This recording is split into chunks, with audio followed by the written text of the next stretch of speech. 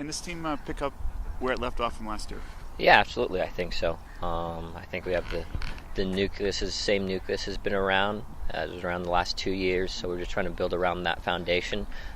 We've made it to the playoffs 2 years in a row. We've won two Open Cups. So now the ultimate goal is definitely an MLS Cup.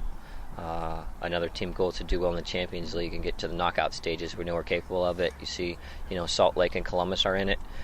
Doing that, so we feel that we're capable of doing that as well. But yeah, I think we have the foundation to build upon, and definitely, nothing's easy. It's obviously last year was last year, and so it's a clean slate this year, and so we have that to look forward to. Preseason camp. I know Ziggy mentioned he wasn't real happy with the last game against Chivas. Steve Zakuani also talked about maybe the team's not quite where it's at. What's your thoughts where you're at as a team in preseason?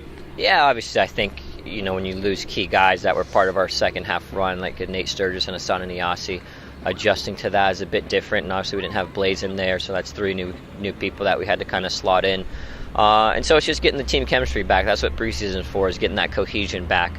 Definitely the center mid spot is a very important position, and also our outside mids are very important to us as well. So all it is about repetitions and being able to talk about different things, different game situations that you see on the field, being able to talk about them in practice and go over them, and kind of repeat the successes that you've had on the field and talk about the disappointments that you've had off the field. Now, you've been around the league for a little while. This is your third year at Seattle. What role do you want to take on with the Sounders? Yeah, no, I've always been more of a quiet leader, one that's always kind of led by example more. So this year, just kind of be a bit more vocal, in a good way.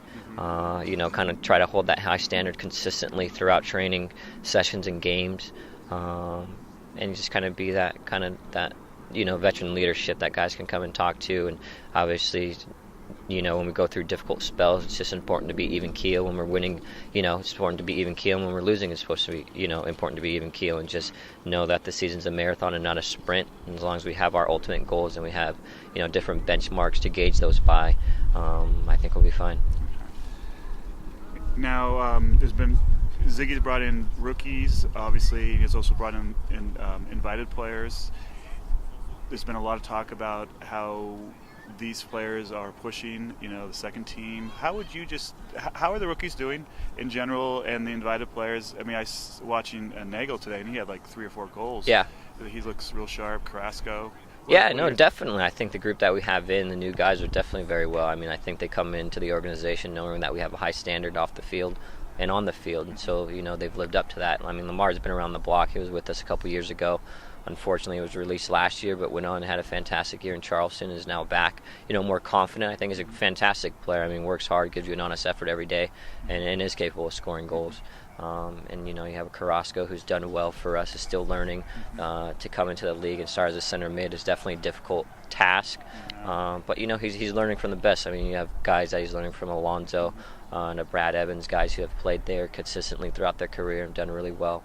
So definitely the rookie class is doing well. Tete is doing well, left back, left mid. So it's a good new young energy we have in camp this year. Yeah.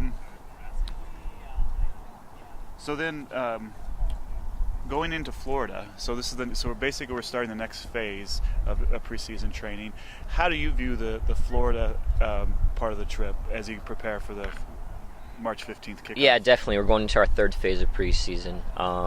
So this last phase, I think we're going to look more to just more game-like situations like we talked about, just developing that cohesion on the field. It's definitely important to get all 11 guys on the field, at the same mentality, the same ideology, and know what we're working for and towards, and how we're going to go about doing that, whether it's visible signals to press or to hold back if we're going to counter on teams, if we're going to press teams, how to combine and break teams down, how to get the ball to our dangerous people in dangerous situations so that they can make the game for us, how to prevent the counterattack, right. All those things. So just getting into that game-like situations, and the only way to develop that chemistry is to actually play games. So we have 4 games slated down in Florida, and then we have games when we get back here with a tournament here with big-time teams, Portland and Vancouver, and then we have Colorado right after that to get ready for the Galaxy on the 15th. So this next phase will just be game-like situations and learning from mistakes that we make on the field and continuing to do the things that we do well on the field as well. And so we have this Cascadia Summit, and so the first time where Portland and our friends from the north and Vancouver all can converge. How obviously the rivalry is beginning to develop on the internet, and conversations are going on. How do you see it, and how do the players see it with this new kind of rivalry that's more like a European rivalry? Yeah, obviously I know there's a deep-rooted history with those three teams, but I haven't really been part of it. I haven't grown up here, right. And so our experience, we'll get a taste of it, at this upcoming tournament. So definitely, I expect it.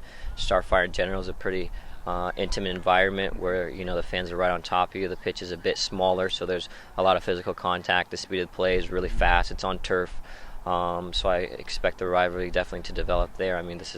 We've gone down and played Portland Open Cup games, and I've gotten a little taste. But now it's in the top flight of our domestic league, and we'll look to treat it as such.